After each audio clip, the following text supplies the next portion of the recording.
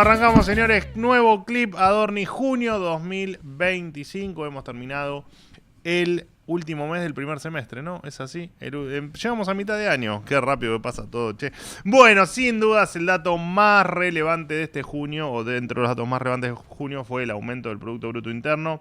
5,8% interanual. Esto es muy importante. Primero, por el mito que hay sobre la recesión y que la economía no crece. No, señores, la economía crece, pero además es muy relevante porque cuando hay crecimiento es porque del otro lado, bueno, en este caso se explica por el aumento del consumo y el aumento de la inversión, pero siempre que hay crecimiento, esto siempre termina traduciéndose en mayores salarios, en mayor empleo y, como digo siempre, en mayor futuro. Bueno, como les decía, el consumo fue una de las variables que impactó en la medición del Producto Bruto Interno. El consumo privado creció 11,6% interanual y un 2,9% en términos trimestrales. Lo cierto es que este crecimiento del consumo privado en menos de 2 años de gestión, 1 año y medio de gestión, un poco más de 1 año y medio de gestión del presidente Milei, alcanzó picos similares a los que tuvo el consumo en el gobierno, tanto de Macri, de Alberto o de la condenada Cristina Fernández. También se registró un aumento en la inversión, como les decía, en la inversión 31,8% en la formación bruta de capital fijo respecto al mismo trimestre del año anterior. Así que todas buenas noticias. Los salarios también registraron una suba en su poder adquisitivo. En términos reales creció más de un 14% en el 2024, siempre midiendo los salarios privados registrados. Por supuesto que el último dato que tenemos es del mes de abril. En el mes de abril los salarios crecieron un 3,4% versus un 2,8% que se registró ese mismo mes en términos de inflación. No es ni más ni menos, señores, que el resultado de haber ordenado la economía y el desastre que nos dejaron, y que no hay que olvidarse el desastre que nos dejaron los gobiernos anteriores, especialmente el gobierno de Alberto Fernández, que tanto daño le ha hecho a la Argentina. Se fueron con un país despedazado por ellos mismos, ¿no? Siempre el kirchnerismo se encargó de echarle la culpa al anterior. Lo cierto es que si hay alguien que destruyó la Argentina fue, señores, el kirchnerismo o el kirchnerato. Bueno, nuevamente superávit primario y superávit financiero. Siempre decimos lo mismo. Lo importante para nosotros es el superávit financiero. Es la línea que da superávit, o sea, que da mayores ingresos que gastos, pero además con ese sobrante de ingresos sobre gastos se pueden pagar los intereses de la deuda. Así que grandes noticias. También conocimos la inflación del mes de mayo, que fue la que se conoció en junio, 1,5%, la más baja desde mayo de 2020.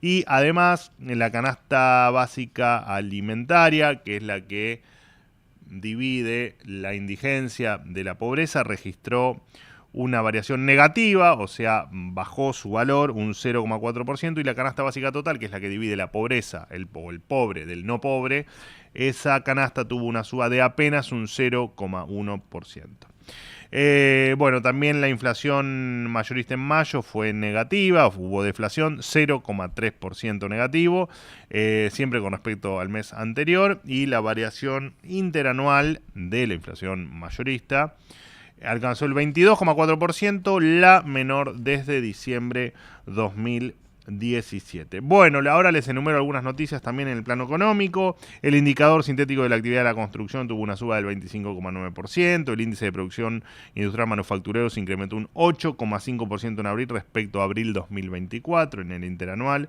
El sector minero registró el mejor desempeño exportador desde el 2012. La balanza comercial energética tuvo 345 millones de dólares positivos, digamos, en términos de la balanza energética, y alcanzó los 3.015 millones de dólares en los primeros 5 meses del año. Les recuerdo que venimos de 20 años de desastre energético en la República Argentina. Bueno, las escrituras de las propiedades aumentaron un 94% en relación a enero de 2024. Los patentamientos crecieron un 83% en marzo de este año respecto a marzo del año anterior. Los datos, por supuesto, no son de junio, pero siempre comentamos los últimos datos publicados. Y la venta de electrodomésticos creció un 51% en el primer cuatrimestre del año con respecto al primer cuatrimestre del año anterior. Además, se van a invertir 2.700 millones de dólares en un nuevo proyecto de litio en Salta que va a permitir un desarrollo espectacular de las exportaciones de litio. Vaca Muerta registró en mayo la mayor producción de su historia con 448.000 barriles de petróleo por día, un 22,5% más que en mayo de 2024. Increíble que estemos hablando de el aumento de no solo de inversiones en la zona de Vaca Muerta, sino de todo lo que Vaca Muerta está dando después del desastre que se ha hecho ahuyentando inversores y ahuyentando las exportaciones en la República Argentina, por supuesto de la mano del kirchnerismo. Bueno, ¿qué más? De lo relevante, se eliminó la normativa que establecía un precio mínimo de faena para los bovinos, se va a implementar un proceso de revalidación de inscripción para que efectivamente sean los clubes de barrio y de pueblo los que accedan a la tarifa subsidiada de luz y gas y no club de élite. Acá había, por supuesto, hecha la ley, hecha la trampa. Había un montón de clubes de primera línea donde muchos incluso cobraron una cuota social de 100 o 150 mil pesos por mes. O sea, no eran clubes que necesitaban ser subsidiados y donde los argentinos aportábamos millones y millones de pesos a las tarifas que tenían subsidiadas de luz y de gas. Esto no es justo para nadie, ni necesario, así que se ha terminado con esto también, por eso es que se pide que se reempadronen todos los clubes de barrio a quienes a ninguno les va a faltar el subsidio para poder seguir accediendo, por supuesto, a los servicios. Entendemos lo importante que son los clubes de barrio para la sociedad. Además, bueno, se va a agilizar las declaraciones juradas del impuesto al valor agregado con un único trámite electrónico llamado IVA simple. Voy a lo más relevante. Muchas de las cosas yo las he anunciado en conferencia. El Gobierno Nacional envió al Congreso el proyecto de ley del principio de inocencia fiscal. Esta ley que blindará a los ahorristas ante futuras administraciones que pretenden volver al régimen persecutorio del pasado. Por supuesto que la mejor forma de evitar que el que venga nos robe nuestro patrimonio es votando bien, pero de todas maneras, si eso así no ocurriese y en el futuro nos toca ser gobernados por alguien que quiere quedarse con nuestra propiedad privada, queremos que esta ley sea aprobada en el Congreso. Así que para nosotros la ley de principio de inocencia fiscal es fundamental para que nadie más sea perseguido en la República Argentina. Me paso al Ministerio de Seguridad, salimos de Economía, se creó el Departamento Federal de Investigaciones dentro de la Policía Federal para que básicamente se siga profundizando este proceso donde la policía deje de patrullar y se dedique a las investigaciones para desarticular organizaciones criminales siempre vinculadas al narcotráfico, al terrorismo y al crimen organizado. En el primer trimestre del año los homicidios bajaron un 9,6% a nivel nacional, alcanzando un récord histórico. En Rosario cayeron un 65%, esperen que me hago mate, un 65% gracias al Plan Bandera, y se detuvo a una persona que había amenazado al presidente de la Nación por redes sociales. Además, dentro de seguridad, la Policía Federal detuvo al terrorista John Esguala. Este sigue dando vuelta, John Esguala, es impresionante. Pero desde hace 10 años el tipo da vuelta. Bueno, otra vez lo detuvo la Policía Federal. El arresto del líder de la resistencia ancestral mapuche, el nombre está bueno que tiene, se produjo tras incentivar incendios en la Patagonia. No, porque para crear nombres son sensacionales. Bueno, Argentina subió 5 puestos en el índice de paz global y es el país más pacífico de toda Sudamérica. La ministra de Seguridad, Patricia Bullrich, además encabezó la quema de casi media tonelada de cocaína valorada en 20 millones de dólares. Fue incautada en Santa Fe por la Prefectura Naval en el mayor operativo fluvial contra el narcotráfico en la historia de la región. Me voy de seguridad, paso a defensa. El ministro de Defensa, el doctor y amigo Luis Petri, encabezó esta semana una visita oficial a Dinamarca en el marco del proceso de incorporación del sistema de armas F-16, con el que la Fuerza Aérea Argentina recuperará la capacidad supersónica. Durante su estadía firmó un memorándum de entendimiento con su par danés, supervisó las tareas de modernización de los cazas y suscribió un acuerdo clave con la empresa Terma para su adaptación operativa en la República Argentina. En París, el ministro Petty se reunió con su par francés para seguir fortaleciendo la cooperación en defensa entre Argentina y Francia y avanzar en el ingreso del país a la Organización del Atlántico Norte, más conocida como la OTAN. Me voy de defensa, me paso a salud. El Ministerio de Salud estableció un nuevo esquema para el acceso a las residencias médicas. Ahora los profesionales que eligieron formarse en las universidades del sistema educativo argentino tendrán prioridad sobre aquellos que se formaron en institutos foráneos. De esta manera se termina con un esquema hecho a medida de los médicos extranjeros y en detrimento de los profesionales argentinos.